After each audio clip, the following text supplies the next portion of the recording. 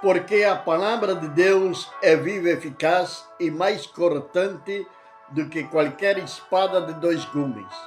Penetra até o ponto de dividir a alma e o espírito, juntas e médulas, e é apta para discernir os pensamentos e propósitos do coração. Hebreus capítulo 4, verso número 12. Bom dia, bom dia, bom dia. Sou o pastor Juan e estamos começando a Bíblia, o Mate e o Amanhecer nesta segunda-feira, dia 13 de janeiro do ano 2025. 13 de janeiro do ano 2025 e estamos começando então a Bíblia, o Mate e o Amanhecer. A palavra de Deus, ela é útil para nós ensinar, para nós redarguir. A palavra de Deus, ela é útil para poder nós corrigir.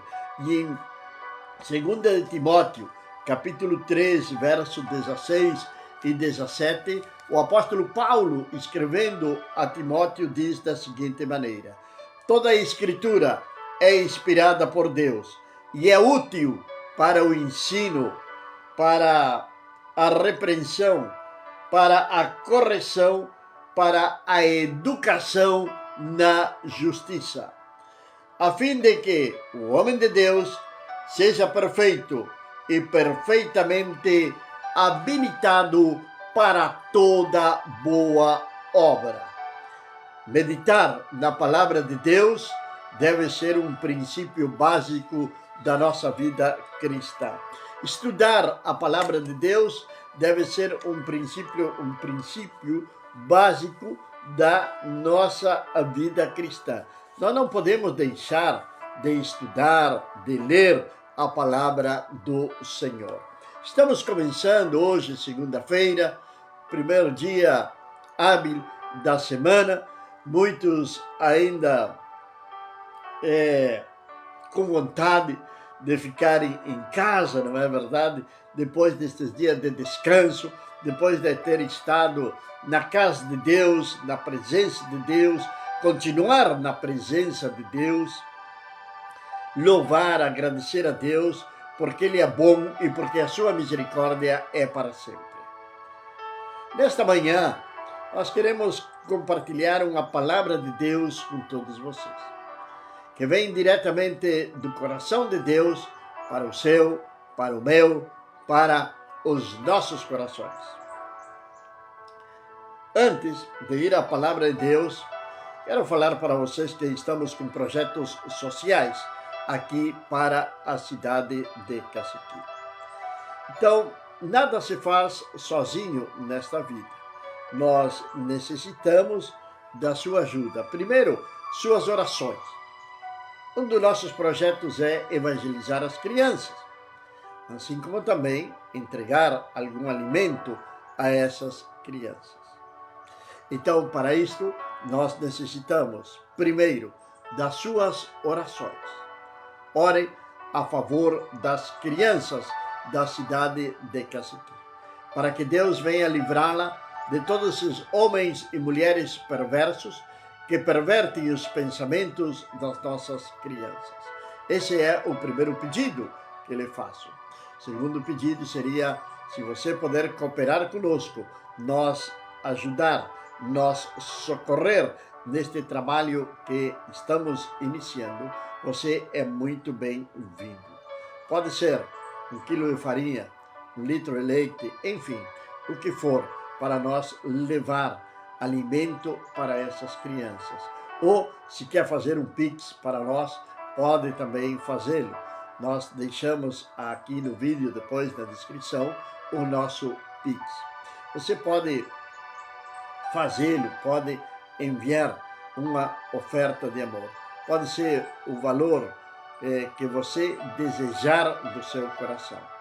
Pode ser o valor de 5 quilos de farinhas, o valor de 1 quilo de pão, tantas coisas que muitas vezes nós podemos destinar para a obra de Deus. Por exemplo, uma Coca-Cola, destine esse valor para a obra do Senhor.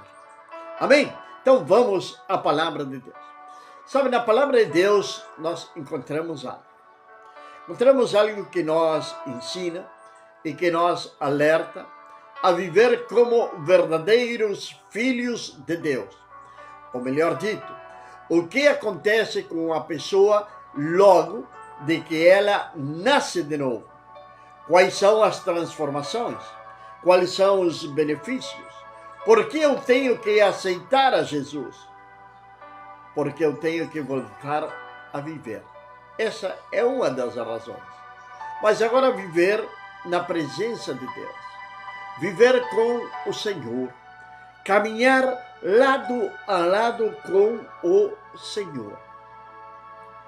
E na palavra de Deus, principalmente nos evangelhos, nós temos, existem outras, mas nos evangelhos nós temos 3 ressurreições que foram feitas por Jesus, o Filho de Deus.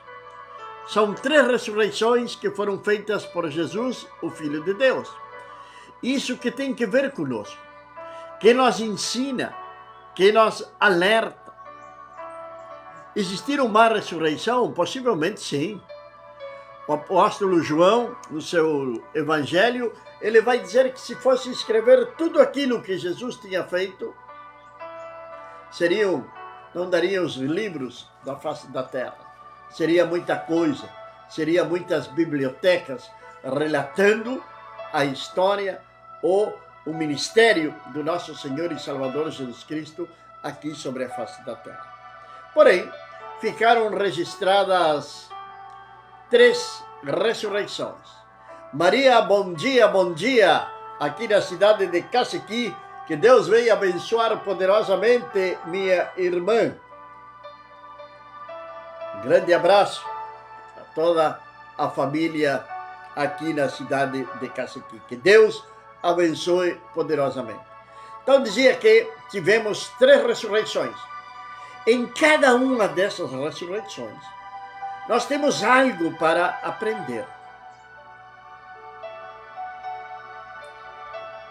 Ou melhor dito, o Senhor tem algo a nos ensinar. Em cada uma dessas ressurreições, o Senhor tem algo a nos ensinar.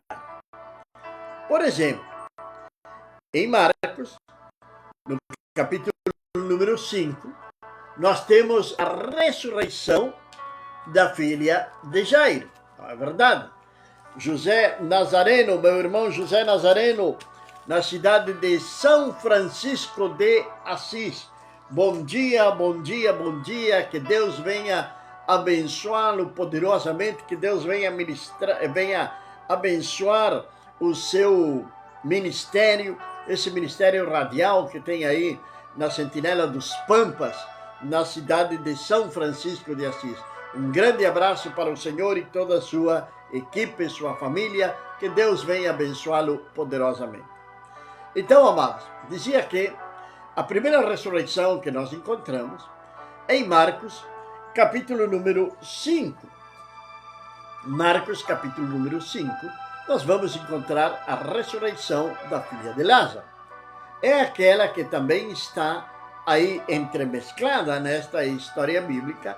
Enquanto Jesus ia em direção à casa de Jairo, aparece também uma mulher que é conhecida como a mulher do fluxo de sangue, a qual vem receber a cura da sua enfermidade. Quando Jesus chega até a casa de Jairo, sua filha já está morta. E muitos vão rirem dele. No versículo número 40 do capítulo número 5, sim, de Marcos, versículo 40, vai dizer a palavra de Deus que muitos riram dele. Porque quando disseram que ela estava morta, ele vai dizer no versículo 39 que ela somente está dormindo e que ele veio para despertar. Veja a situação desta menina. Alguns vão dizerem que ela está morta, mas Jesus vai dizer que ela está dormindo. Preste atenção nisto. O mundo hoje está tentando matar, destruir a igreja do nosso Senhor e Salvador Jesus Cristo. Através de leis, através de ideologias. Isto não é somente no Brasil, isto é algo totalmente global, algo mundial. Entenda isto, algo mundial, algo global. Querem que a igreja do Senhor Jesus Cristo seja erradicada da face da terra. E vai ser erradicada da face da terra o dia que Jesus vier pela sua igreja, do glorioso arrebatamento da igreja de Cristo. E aproveitando, falando do arrebatamento, tem se levantado muitos, através de canais no YouTube, através de palestra, através de estudos, através de cursos, falando de que isto não vai acontecer. Até tem alguma seita por aí que diz que 144 mil vão morar no céu e o resto vai morar numa terra totalmente transformada. Tudo isto é antibíblico. Isto não tem realidade alguma com a palavra de Deus. A palavra de Deus diz que Cristo vai vir pela sua igreja. Agora, a igreja do Senhor, ela não está morta. Ela está dormindo. Ela está dormindo. A igreja está dormida. Faz alguns anos participamos de um congresso da juventude, visitamos ali, estivemos ali na igreja, congresso da juventude na cidade de São Francisco de Assis, onde o tema era justamente esse: levanta-te tu que dormes.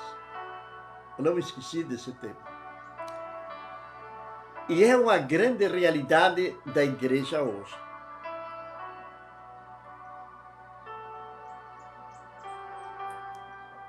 A filha de Jairo, Jesus disse que ela não está morta, que ela está dormindo.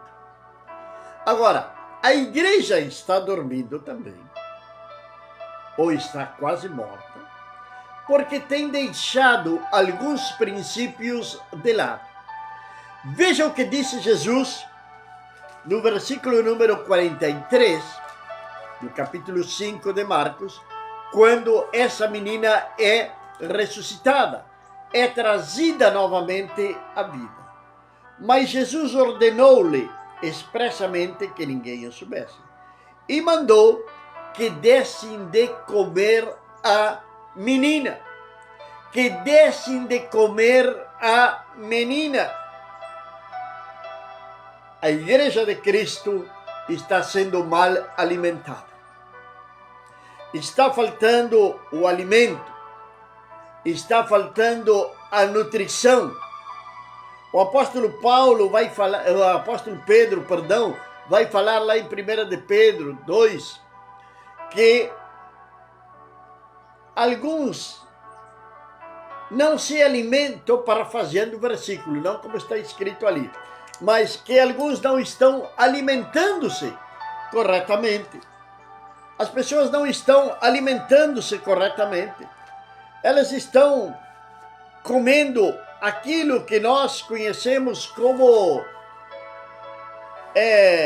no mundo gastronômico, é verdade, as pessoas dizem aquela alimentação lixo, aquela alimentação que não faz bem, aquela alimentação que não nutre o corpo, aquela alimentação que traz enfermidade, aquela alimentação que traz estresse, aquela alimentação que traz pressão alta, aquela alimentação que traz diabetes, aquela alimentação que traz câncer. Porque estão comendo qualquer coisa. Deixam de comer um feijão para comerem, por exemplo, um salsichão cheio de produtos químicos. A palavra de Deus nos diz assim. Pedro 1 Pedro 2,2, despojando-vos, portanto, de toda maldade, de toda hipocrisia e invejas, e de toda sorte de malicências. Desejai ardentemente, como crianças recém-nascidas, o genuíno leite espiritual, para que, por ele, vos seja dado crescimento para salvação. Desejando, como criança recém-nascida, o leite, o alimento, para nutrir. Então, o que está acontecendo? Hoje uma pessoa se converte e não é nutrida com a palavra de Deus, porque deixamos a verdadeira palavra. Por isso comecei ali no princípio com estes 2 versículos, de Hebreus 4,12 e Timóteo capítulo 3, 16 e 17, onde está nós falando da importância da palavra de Deus e para o que serve a palavra do Senhor. Então Jesus vai dizer, dá-lhe de comer. Ela ressuscitou. Agora, o que tem que ver com nós? Todos nós estávamos mortos em nossos pecados e em nossos delitos. Não é verdade? Estávamos mortos nos nossos pecados e em nossos delitos. A nossa iniquidade fazia separação do Senhor. Mas conforme nós fala no Evangelho de João, capítulo 1, versículo 12, um dia nós recebemos ao Senhor e Ele nos deu o poder, ou nos deu a potestade de nós ser feitos filhos de Deus. Agora nós somos nova criatura. E no novo nascimento, quando nascemos, quando somos bebês espirituais, nós devemos de desejar ardentemente, como crianças recém-nascidas, o genuíno leite espiritual, o genuíno, não qualquer leite. Por que se recomenda tanto o leite materno? Nós vivemos tempos, aproveitando que estamos falando de leite, que você compra uma caixa de leite, você não sabe o que vem dentro. Você não sabe o que está tomando. Não sabe o que está tomando. Se é realmente leite, ou se tem alguns outros ingredientes ali misturados para aumentar, porque a ganância do homem faz isto. Então, falando da ganância do homem, o homem também, aqueles que se dizem homens de Deus, desejando ter ganância, tem adulterado o Evangelho do Senhor Jesus Cristo. Assim como o leite que nós compramos, que nós buscamos, que nós vamos buscar no mercado, no armazém, enfim, também estes homens têm adulterado a palavra de Deus. Por quê? Por o desejo de ganância. Simplesmente e nada mais que pelo desejo da ganância. Para terem ganância, para poderem aproveitar-se da necessidade do ser humano de ouvir a palavra de Deus. Sabe que nós temos uma necessidade de ouvir a palavra do Senhor. Nós temos essa necessidade de ouvir a palavra do Senhor. Nós temos um Espírito dentro de nós que nos faz ou que nos leva a buscar a Deus. Só que muitas vezes as pessoas buscam em lugares errados. E é justamente aí onde entram esses adúlteros da palavra do Senhor, onde oferecem o evangelho fácil, onde oferecem um evangelho de riqueza, onde oferecem um evangelho de prosperidade, onde não estão preparando para o arrebatamento, mas sim preparando para viverem eternamente na terra, como se o arrebatamento não fosse acontecer de um momento a outro. Então a igreja está dormindo nesse sentido e necessita alimentar-se é nutrir-se, porque estamos vivendo dias extremadamente difíceis nos dias de hoje. Evangelho de Lucas, capítulo 7, verso número 15. Ou melhor dito, a partir do verso número 11, nós vamos encontrar então ali a ressurreição do filho da viúva de Naim.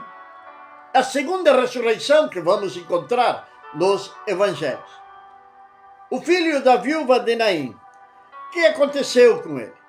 Ele estava morto, logicamente, ia sendo levado para a sepultura. Ao passar Jesus por ali, vai dizer a palavra de Deus que o Senhor se compadeceu daquela mulher e lhe disse: não chores. Imagine você chegar num velório e dizer para a esposa, para os filhos do falecido: não chores. Parece até uma palavra meia forte no meio da tristeza e da angústia. Mas quem estava falando era o Senhor dos Senhores. Era aquele que dá a vida, aquele que toma a vida. Nós estamos falando do Filho de Deus. Estamos falando do nosso Salvador, Jesus Cristo. E a palavra de Deus vai continuar dizendo que o que nos interessa é o que aconteceu pós-ressurreição. Vai dizer que chegando-se, tocou o esguife e parando os que conduziam, disse ao jovem: eu te mando, levanta-te.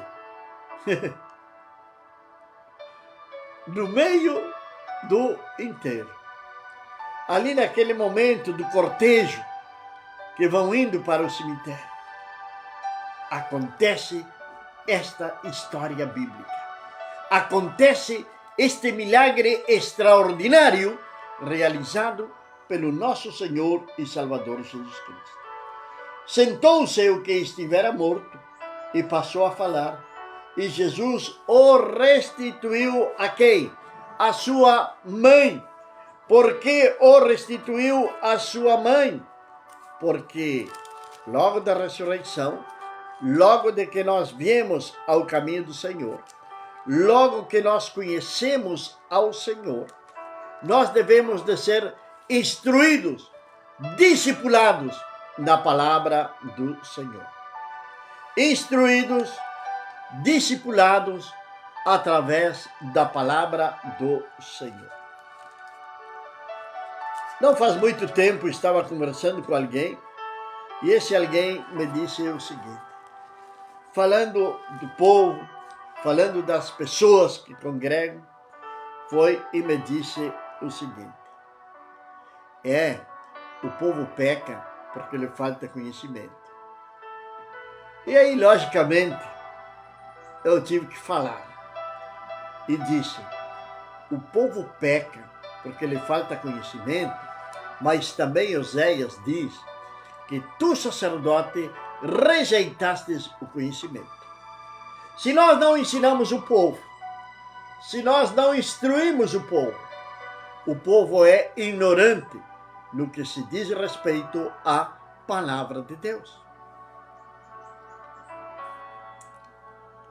E a palavra ignorante não é nenhum desprezo, é porque realmente ignora quem somos em Cristo Jesus.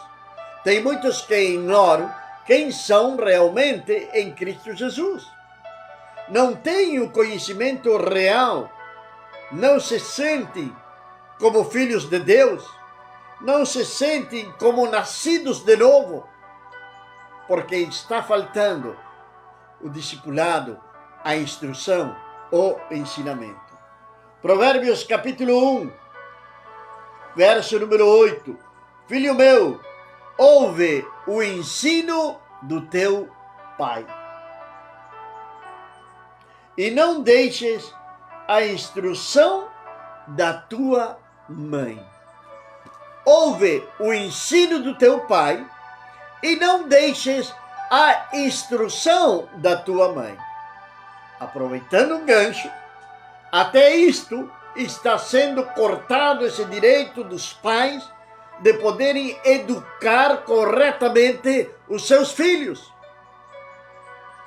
Pois, através do ensinamento, do aprendizado, da cultura que eles vão adquirir nos diferentes centros de estudos, vão então desviar aquilo que pai e mãe estão passando para os seus filhos.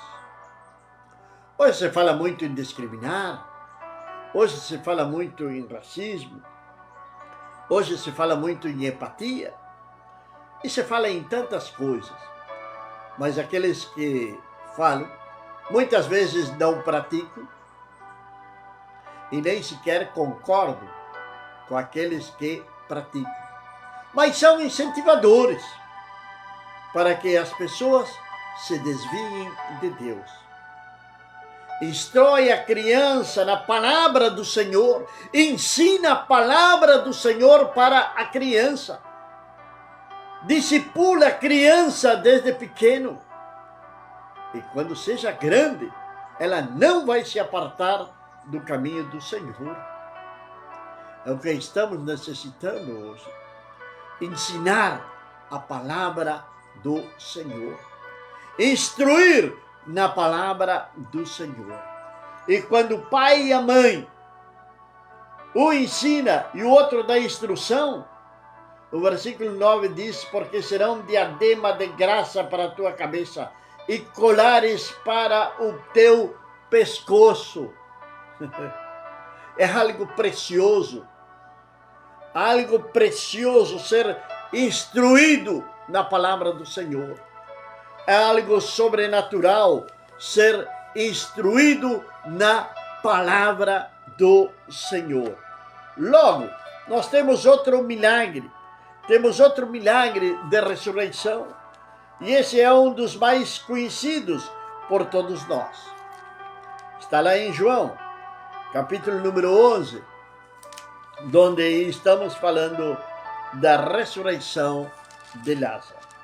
Todos nós sabemos quem era Lázaro, irmão de Marta e de Maria. Lázaro já fazia 4 dias que estava morto. Jesus já tinha sido chamado já. Agora, por que Jesus não veio? Porque ele tinha que confirmar a sua divinidade. E isto, cada vez que Jesus fazia o milagre, enfurecia aos fariseus, enfurecia aos religiosos, enfurecia aqueles que adulteravam a lei de Deus. Sim, já na época de Jesus, já tinha pessoas perversas que adulteravam a lei do Senhor, pois colocavam por em cima da palavra de Deus as tradições ou os seus próprios pensamentos. Colocavam por em cima da palavra de Deus os seus próprios pensamentos. Em João, capítulo 11, nós temos a ressurreição de Lázaro. Agora, o que vai acontecer com Lázaro? Lázaro, no versículo número 44, vai dizer a palavra de Deus. Jesus vai chamar Lázaro para fora. Vai dizer: Lázaro, vem para fora. Quando Deus fala conosco, quando Deus fala com você, Ele vai falar pelo seu nome. Ele vai te chamar pelo seu nome. Nós temos lá no livro de Samuel, quando Deus chamou a Samuel. E chamou Samuel pelo seu nome. Saiu aquele que estivera morto, tendo os pés e as mãos ligados com ataduras e o rosto envolto num lenço. Então lhes ordenou Jesus: desata-o e deixa-o ir.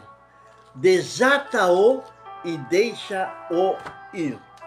Quando nós viemos ao Senhor, quando nós conhecemos ao Senhor, quando nós entregamos a nossa vida para o Senhor, quando nós nascemos de novo, e volto a dizer, nós estávamos mortos em nossos delitos, em nossos pecados. Ah, mas eu nunca fiz mal a ninguém. Eu sempre fui uma pessoa boa, sempre fui isto, sempre fui aquilo. Mas estava nas garras de Satanás. Goste ou não goste, essa é a realidade. Essa é a verdade. Você estava preso, você estava amarrado, você estava prisioneiro. Assim como Lázaro, quando sai da tumba, Jesus que manda fazer? Desatar de toda sorte de males que estavam sobre a vida dele. Efésios, capítulo 4, verso número 22, vai nos dizer a palavra do Senhor da seguinte maneira. Efésios, capítulo número 4, verso número 22, vai nos dizer a palavra de Deus. Pois estava em Gálatas, não vai. Efésios, capítulo 4, verso número 22, agora sim, entramos. Estava em Gálatas 4:22. No sentido de que, quanto ao trato passado, vós despojeis do velho homem, que corrompe segundo as concupiscências do engano. No sentido de que, quanto ao trato passado, vós despojeis do velho homem. Nascemos de novo. Nascemos de novo. Somos libertos, somos desatados. Mas tem muitas pessoas, nos nossos dias de hoje, que vivem atados ao passado. Estão amarrados, estão mortos, espiritualmente falando. Jesus disse muito claramente que não podemos servir a dois senhores. Não podemos servir a dois senhores. Então a pergunta é, por que você serve a dois senhores? Jesus não te complementa? Senhor Deus Todo-Poderoso não te satisfaz? Por isso tem que ir buscar em outros lugares? Ainda continuas amarrado. Que Jesus possa te libertar neste dia de hoje. Pai amado e meu Deus do céu, eu te agradeço, meu Deus, pelo teu amor, pela tua misericórdia, Senhor, porque tu eres santo e tu eres poderoso. Te agradeço por este novo início de semana e venho pedir-te, ó Deus, que tu venhas abençoar a todos nossos irmãos, aos nossos amigos, aqueles, Senhor, que conhecem o teu nome, meu Pai, que venham terem uma semana abençoada, cheios da tua graça, da tua presença. Senhor, que tu venhas guardá-los e livrá-los de toda peste, de todo acidente, de todo espírito de enfermidade. Repreendemos toda sorte de retaliação, laço do passarinheiro, venha cair por terra, meu Deus. Senhor, que a tua palavra venha alcançá-los, ó Deus, que venham alimentar-se, venham nutrir-se da tua palavra, meu Pai. Mas também, ó Deus, que venham, Senhor eterno, serem instruídos por ela também. Assim como também, ó Pai, venham serem libertos de toda sorte de ataduras que estão aprisionando as suas vidas. Muito obrigado, meu Senhor. E queremos, Senhor Deus, pedir-te uma semana abençoada para todos aqueles que em ti creem. Em nome de Jesus. Amém. Amém, meus amados e queridos irmãos. Estaremos novamente aqui no dia de amanhã, meu irmão Cândido, lá na cidade de Ituzaingó.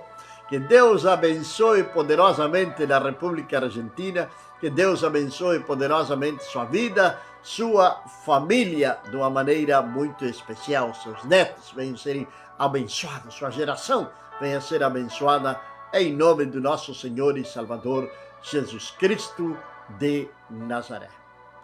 Amanhã, quando seja 7 horas da manhã, estaremos novamente com a Bíblia, o mate e o amanhecer.